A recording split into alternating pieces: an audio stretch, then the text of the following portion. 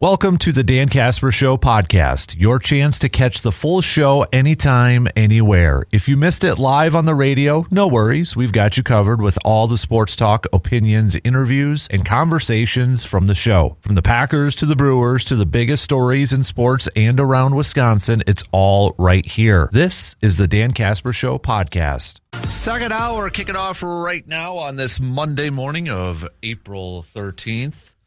Thanks for hanging out with us this morning and making us a part of your starts. Hopefully you're up and at it, and hopefully you had a fantastic weekend. What was the best and what was the worst of the weekend for you? Send it on over. Share it with us. Maybe you had some luck in the woods if you had some youth turkey hunters out there. Maybe you were at a local tournament for some youth out there, or maybe it was... Hey, maybe we have a Nationals fan that just wants to say, hey, I'm a big Nationals fan, and we kicked your you-know-what. Whatever it is, all right? What's your best, and then what's your worst from the weekend? Our VFW Post 305, best and worst from the weekend. We've got a little Glory Days segment coming up a little bit later on. I will just say, if you were a Tecmo Bowl fan back in the day, you might want to hear this. It's Tecmo Bowl and cards. Combine the two. We'll explain that a little bit later on. Also, it is with it being Monday here too, we'll do some local sports roundup brought to you by Carpet City Flooring Center. No JC and EC, so I'll do my best to fill in. But we've got, you go from the college side, Blue Gold softball splitting against UW Oshkosh. We had baseball going up against Whitewater. Whitewater did come away with 2 victories, but game 2 was really competitive. Whitewater, a top 10 team as well. So we'll take a look at some of that and kind of look back from a busy weekend for our local sports roundup. So that'll be coming up a little bit later on. Send me your thoughts on the Packers trading Dontavian Wicks. Also, the Bucks. Is there a head coach out there, a head coach candidate out there that you would like to see the Milwaukee Bucks go after? Give me some names. All right.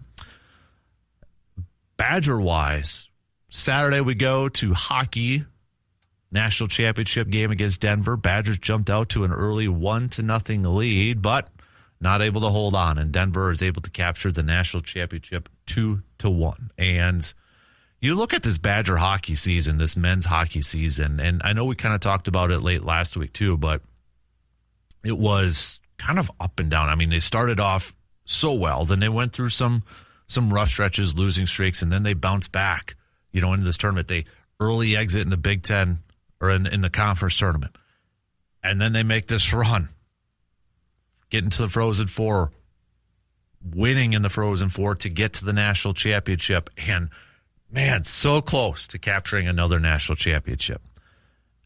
Overall, I think if you are a fan, a Badgers fan, a Badger men's hockey fan, or a Badger hockey fan, you look at this season, and it's a disappointing finish, but it was a pretty fun season. It was a pretty eventful season, right? You kind of look back at it. You look at the first 3 years of the Mike Hastings era. First year, surprised a lot of people. Second year, a little bit down, but when you take a step back, they lost a lot of players. And then you look at the third year here, and it's like, dang. I think there's a lot of optimism. You should be optimistic about this program going forward, continuing to go forward. But the big question now for the university is, they're already looking for a new chancellor. Now you got to throw in, they're going to be looking for a new athletic director. With Chris McIntosh, a surprise announcement late yesterday, early evening. He's leaving. He's going to take a job with the Big Ten. Going to work with the Big Ten Conference Commissioner. I think everybody's kind of surprised and shocked at that. After, he is a Wisconsin guy, playing at Wisconsin. Worked under Barry Alvarez. Kind of the hand-picked successor. Just a few years into it, he's gone. Now, I don't know if maybe he felt a little external pressure. I don't know if he, was a little bit nervous about a potential new chancellor coming in. Would he be on the hot seat considering what's going on with the football program and all that? I don't know. I know that's been thrown out there as a possibility. I don't know. But whoever this new athletic director is going to be, right away, they're going to have some big decisions on the horizon. Now, I don't think Luke Fickell is going to, let's say a new athletic director gets hired within the next couple months. Luke Fickell's not going to get fired right away. He's at least going to begin the season as the head coach for football.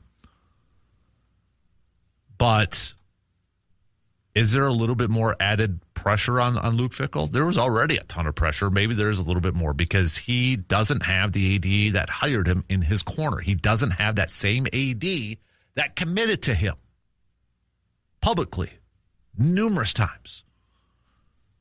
So, yeah, that hot seat got a little hotter. If you're Greg Gard, are you a little bit nervous? I think it's natural to be. Put yourself in those shoes, in your job, let's say. You've been there. You're kind of like, you get maybe a new boss coming in. Anybody's nervous when a new boss comes in. Anybody should be, especially if it's from the outside. So I don't know if Greg Gard would does the seat get hot? Does it get warmer? I think it's natural for a lot of people to just kind of maybe be a little bit on notice, except for Mark Johnson. I mean, he good.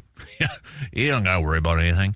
I think Mike Hastings is probably in a pretty decent shape too when we look at the top programs and such. But who's out there?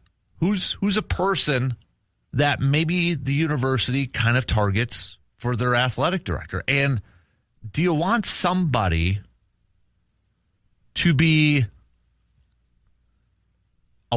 from the Wisconsin family so they understand a little bit how Wisconsin, I guess, operates, or maybe some of the limitations that are around Wisconsin? When you talk about enrollment and NIL and all that sort of stuff, is that something that you want that new athletic director to have maybe experience of, or at least has a really good understanding of that? Or do you just want, hey, I just want the best candidate out there? I just want, if it's from the outside, it's from the outside. Well, let me throw out some names to you here quickly, okay? Just some potential options. I'm not saying these are the options, but they could be some potential options. Right now, I mean, you've got the deputy AD and chief operating officer, Marcus Sedberry. Earlier in 2025, he was named general manager for Wisconsin football and began overseeing all roster management, player personnel, and operations for Badger football. So if you want kind of the internal candidates and obviously somebody who works closely with the football program, which right now is probably the program that you want to see the most improvement on, maybe it's this person. Another one. You wouldn't have to look too far. Just a little south. Sean Frazier, who is currently the athletic director at Northern Illinois. He has been the athletic director at Illinois since 2013. However, he worked under Barry Alvarez as deputy athletic director from 2007 to 2013. So if Wisconsin maybe wants somebody that has AD experience, athletic directing experience, maybe they look to somebody like Sean Frazier. Another potential option. Maybe they hired Barry Alvarez from where? From Notre Dame, right? Do they go back to Notre Dame to find their new athletic director? And that person could potentially be an individual named Mario Morris. He is currently the deputy athletic director for Notre Dame, but he was a former CFO at Wisconsin, chief financial officer. So again, somebody that has experience with Wisconsin? Is that a draw? Is that something that you're looking for? Somebody that was part of the family? Possibly. And then you're looking at, okay, Notre Dame? Yeah. Yeah, and this is a guy, before joining Wisconsin, too, he worked for several years in the financial services industry. So given everything that's going on in the college sports landscape, finances, NIL, all that stuff, and right now he provides strategic guidance for NIL, is that something that could be attracted to Wisconsin? I would think so. When he was CFO at Wisconsin, he had primary oversight to the $150 million financial and operations budget. He was responsible for guiding the athletics business office, ticket office, and data analytics staff in support of revenue generation, purchasing, accounting, finance, and budget. He led Wisconsin's effort to create a first-of-its-kind multi-year partnership between the school's athletic department and Legends to streamline initiatives across general ticketing, premium seating, and annual fundraising, marketing, and business intelligence capabilities. I mean, given the current landscape of Wisconsin, maybe that's, or was the current landscape of college sports, that sounds kind of attractive. So, got a few more names, though. All right, I think if you're Wisconsin, you have to cast a wide net. And maybe they go to Idaho. Terry Golick. She is the athletic director at Idaho. And she was a former Wisconsin senior associate athletic director for sports administration. She was responsible for the direct supervision of 10 sports and associated budgets, 6 head coaches during her time at Wisconsin. She also had leadership roles on Big Ten Conference and NCAA committees. I mean, that's pretty impressive, too. Looking at her experience with the Big Ten, and, of course, with her experience at Wisconsin. Maybe some other candidates out there. You look at, I mean, if you want to go a little bit outside, there's Iowa State's athletic director, Jamie Pollard. Now, he's got Wisconsin experience in a couple different ways. His alma mater is Oshkosh, the University of Wisconsin-Oshkosh. But he was also an associate athletic director at Wisconsin from 98 to 2003 and the deputy athletic director from 03 to 05. And he has been at Iowa State since 2005. So you're talking about a guy that has a ton of AD experience. The other one, I don't know if this would be something he'd be interested in his current role, but maybe a little bit of a wild card, but definitely a person that's got a lot of business experience from a football standpoint. Troy Vincent, former Badger football player. He is currently the NFL Executive Vice President of Football Operations. I don't know if that would be something he would want to move on from the NFL to be the athletic director at Wisconsin. Is it worth a phone call? Why not? Why not? Of all those names, they all bring, I think, an impressive resume to the table. Do you want somebody that has maybe some athletic directing experience? Well, you got a couple options potentially out there. And I'm not saying these are the only people that are going to get interviews or the only people that Wisconsin should interview.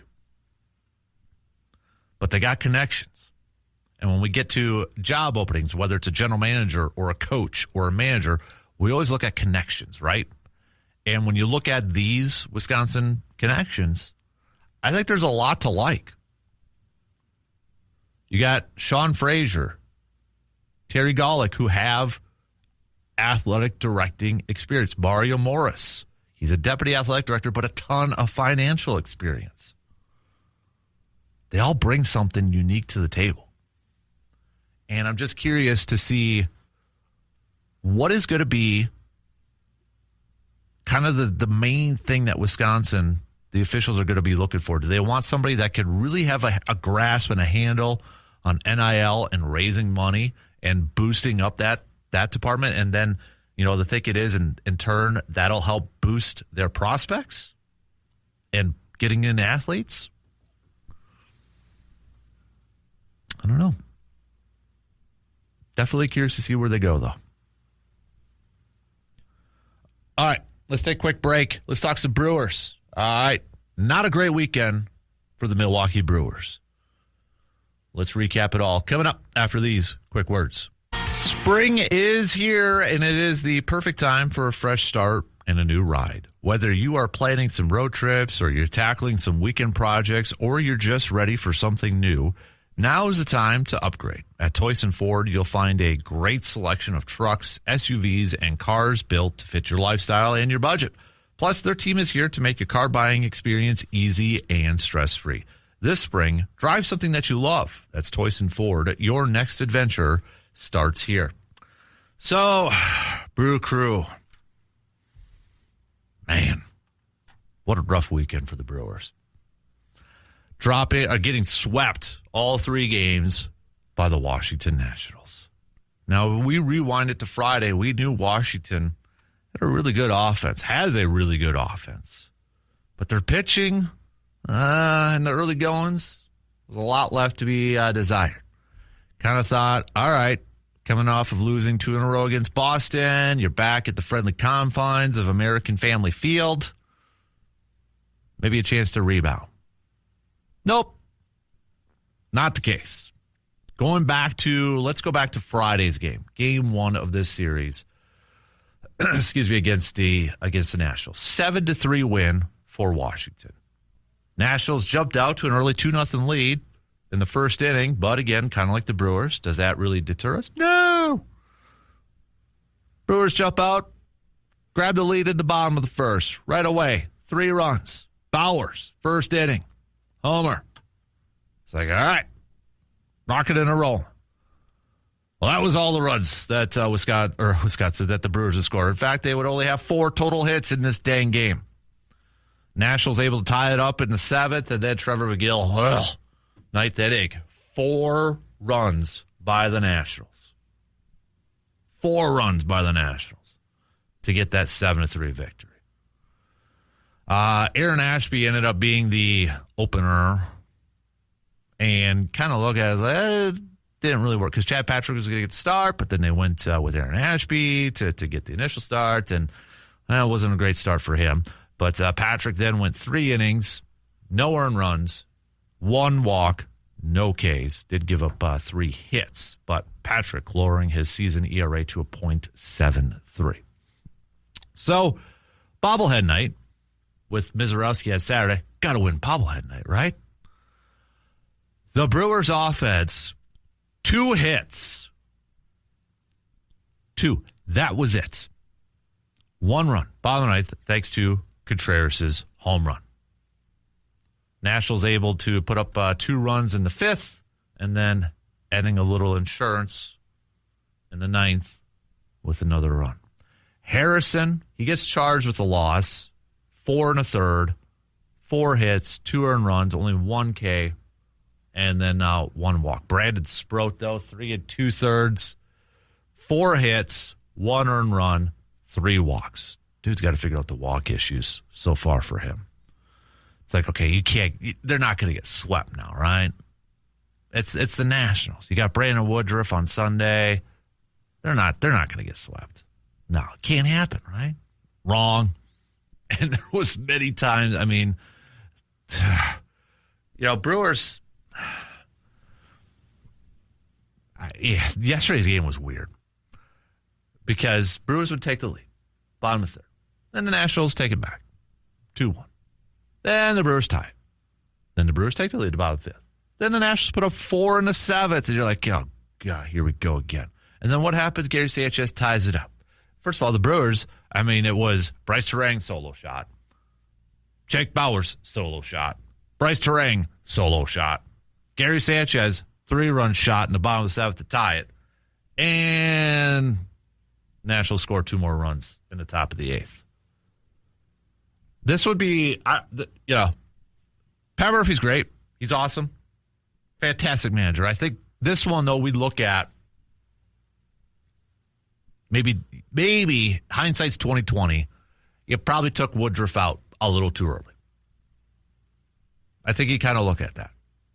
But, if you're handing the ball off to Uribe and Angel Zerpa, you're probably feeling pretty good about that. But Woodruff was pitching. His pitch count was, ended up with 70 total pitches going through 6 innings. So he went 6 innings, and his pitch count was only at 70.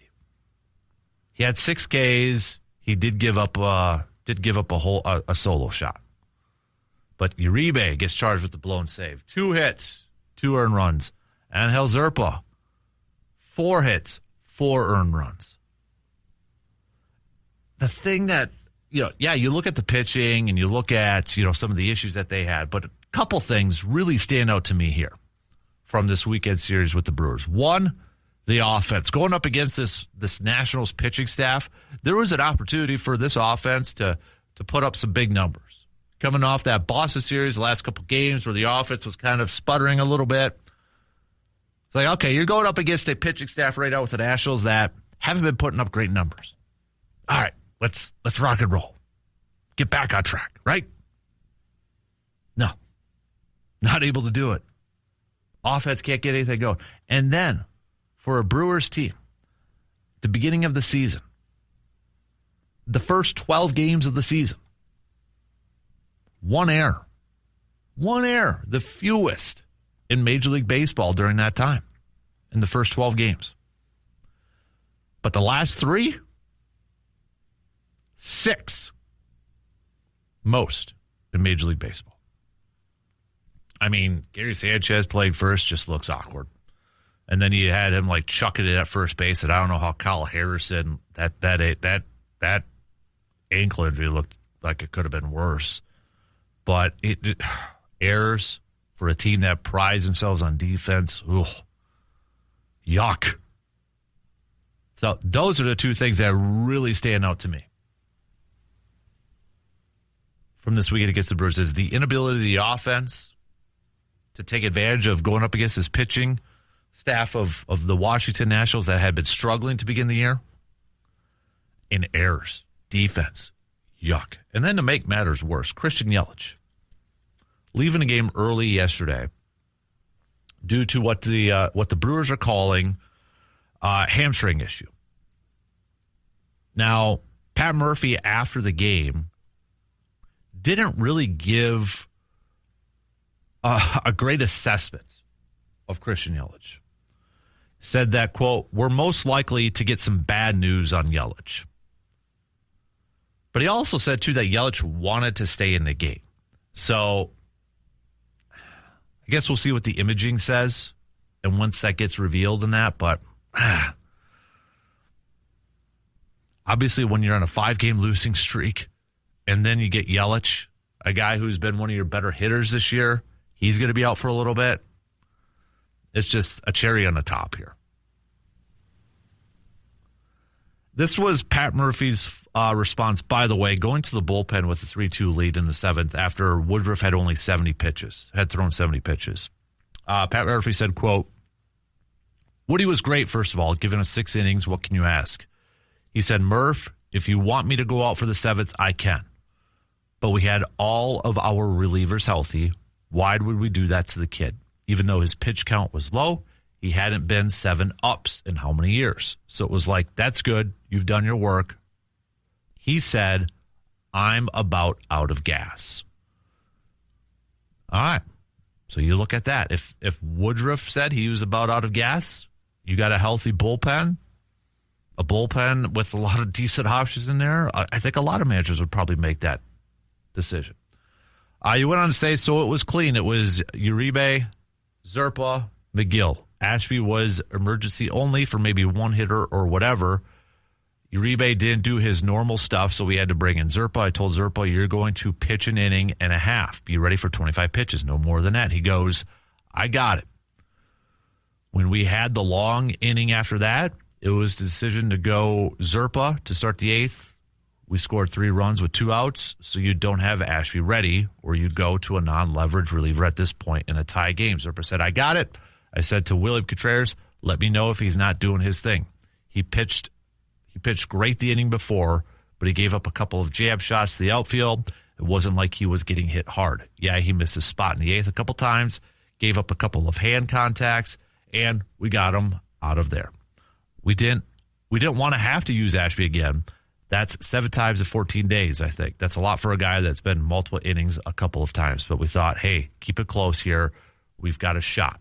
First and foremost, we've got to credit the Nationals. They played fantastic. They played loose. They played free. They played hungry. They had the right mix.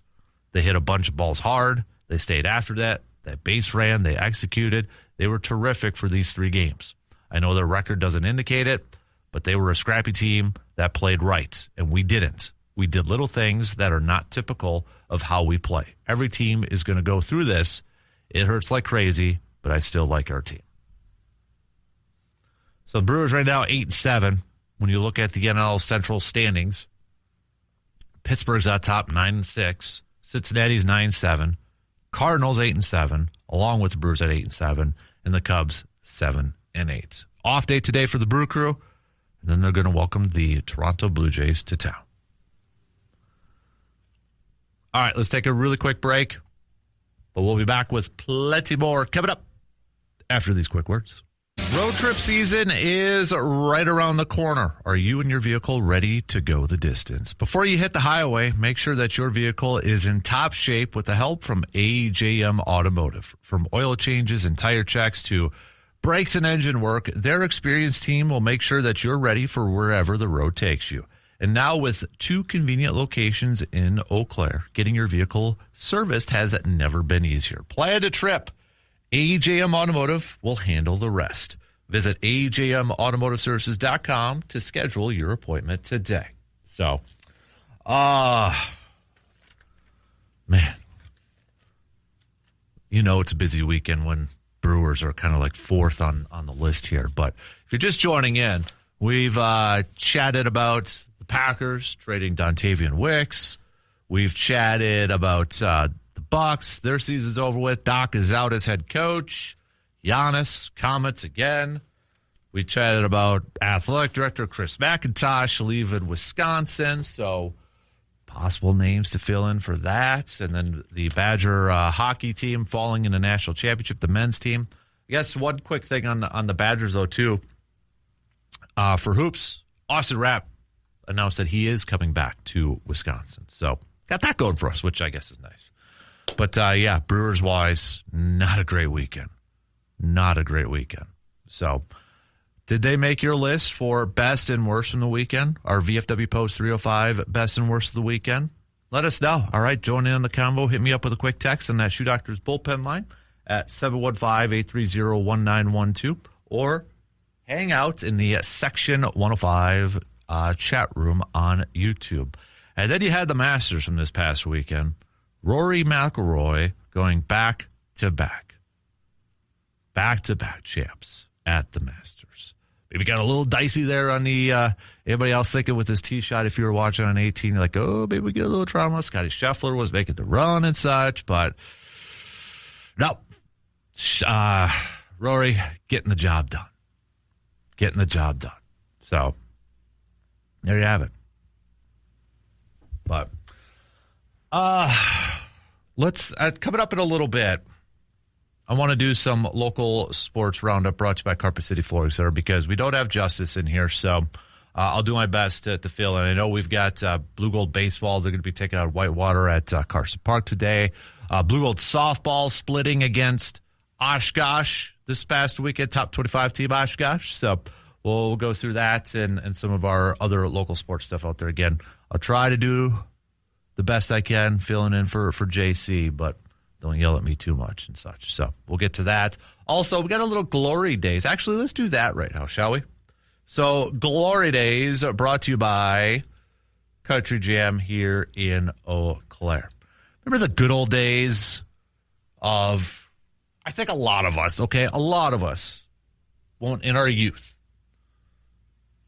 Nintendo played Tecmo Bowl, right? We played Tecmo Bowl on Nintendo, whether you were the Raiders with Bo Jackson. Everybody was Bo Jackson with the Raiders. I always gravitated towards the 49ers because I was like Tom Rantham. Felt like you throw a little pass at Tom Rantham, he was going to break every single tackle. You had Roger Craig on the game, obviously. Montana, right? But it was like Raiders or 49ers. Tecmo Bowl was awesome. Everybody played that thing. And it's still kind of what would we say, like an iconic culture iconic thing. I mean, we still talk about it and we still kind of reminisce about it like the good old days. Well, this is something that's pretty cool. If you are back into card collecting or you never left or you are a card collector and such, you're going to get card collecting and Tecmo Bowl together.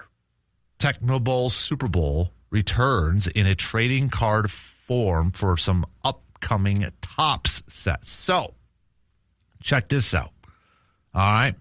Tecmo Bowl Super Bowl themed insert cards will be included in Chrome with the design inspired by the iconic touchdown celebration screen from the 1991 game, which was the first video game to be licensed by both the NFL and the NFL Players Association. There's a little fun nugget for you.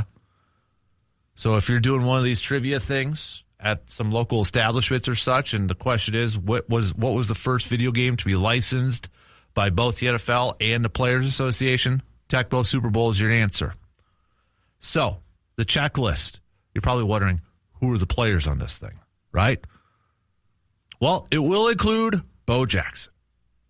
So there you have it. Bo Jackson, John Elway, Joe Montana, along with current players Josh Allen, Jaden Daniels, Jackson Dart, Saquon Barkley, Cam Ward are just some of the players to be included on that. So, if you still reminisce, if you still play, I think they have like Tecmo Bowl tournaments and such. You still maybe my buddy Frank still has my Tecmo Bowl game after I think double-digit years. I've got the old Nintendo yet, but I got to get that game back from him.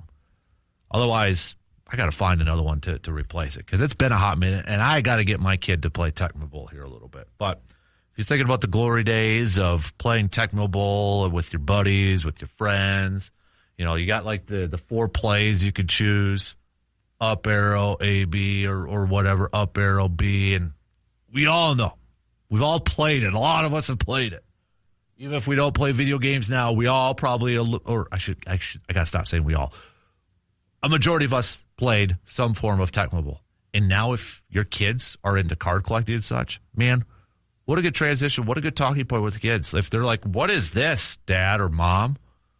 Like, what's this design? Be like, oh, son, daughter, back in the glory days of video games and sports. Let me tell you the story of Tecmo Bowl.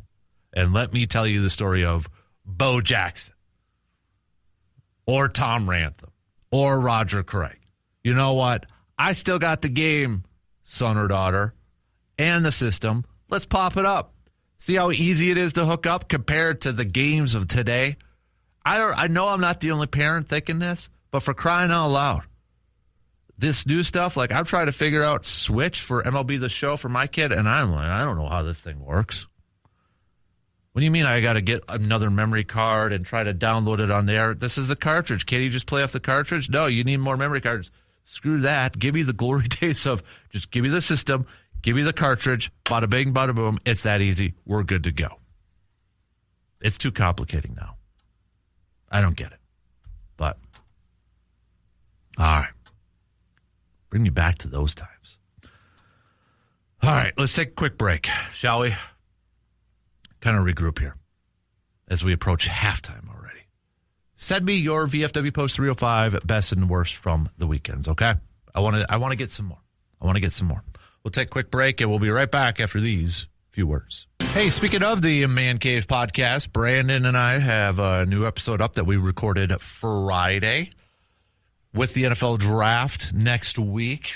We just kind of told some stories about the draft, being in the draft or being at the draft last year in Green Bay. So some stories that we haven't told before. It's a good little, it's kind of a story time session. So if you want to see the video version or the audio version, that's all up. YouTube is the video version. Apple, Spotify, or wherever you get your podcasts, the audio version. Would really appreciate it, too, if you have a hot second to, click that subscribe button on YouTube or get those follows up there, too. Also, a positive review on Apple and Spotify. It just helps the algorithms and such get the word out in that. So that would be awesome if you could help us out there. So, hey, Hy-Vee right now, I keep telling you, they've got like sales all the time. 1-day sales, 3-day sales, weekly sales. It doesn't matter. They've got deals all the time. And today there's a 1-day sale going on at Hy-Vee. If you want to load up on some pizzas, you've got the Roma pizzas for $1.99.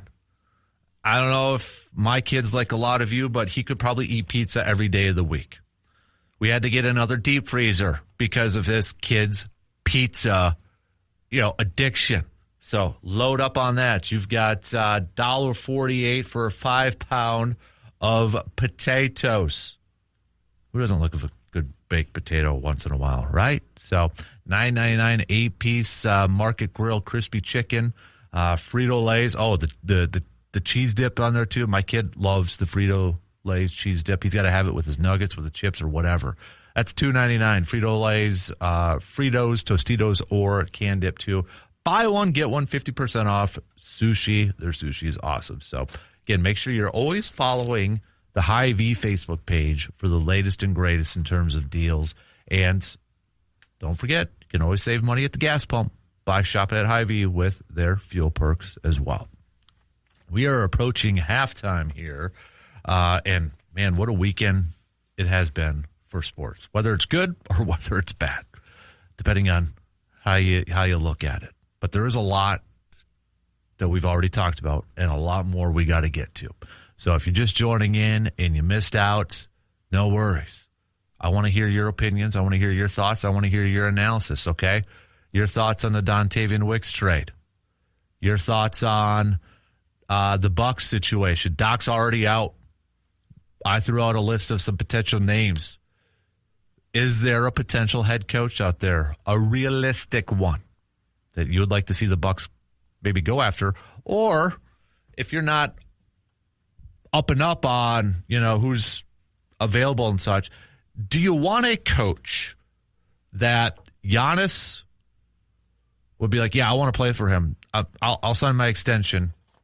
If you offer me an extension, I'll sign that extension if you hire this coach. Or is that not a factor for you?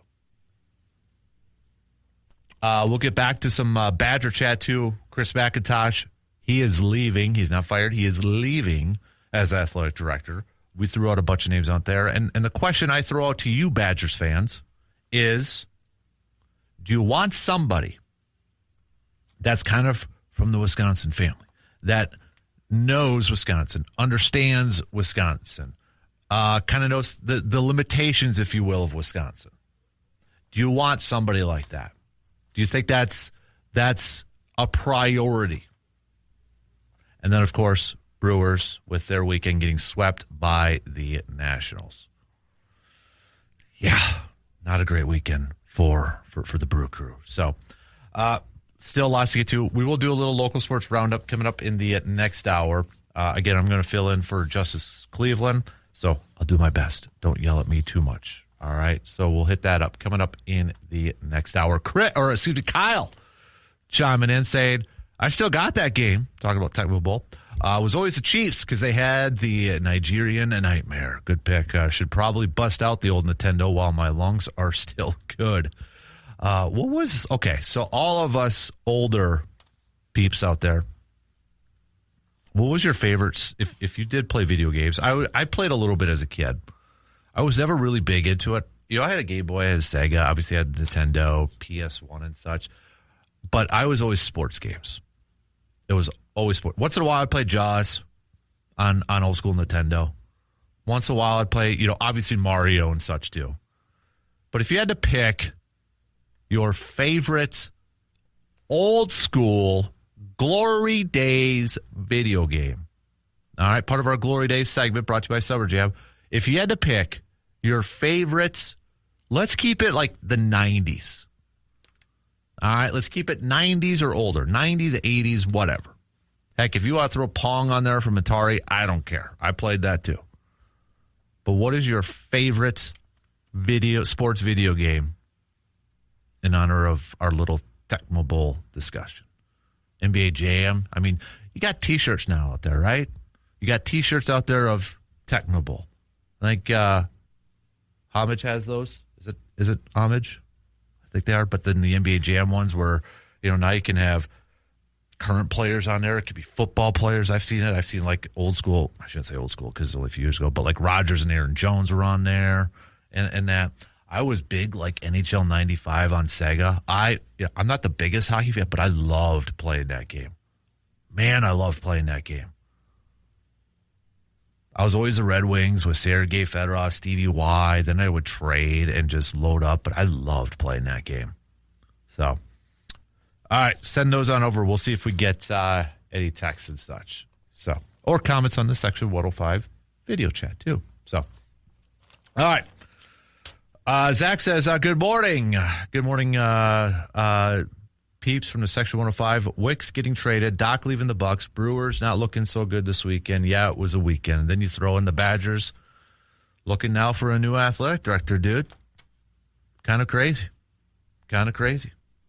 We'll rehash it all if you're just joining in, okay?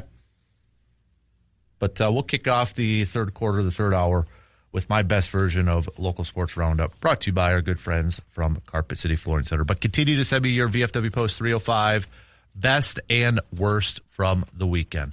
Yeah, you probably got a little more of an option from worst from the weekend, but there's got to be something good from the weekend, right? Got to be something good.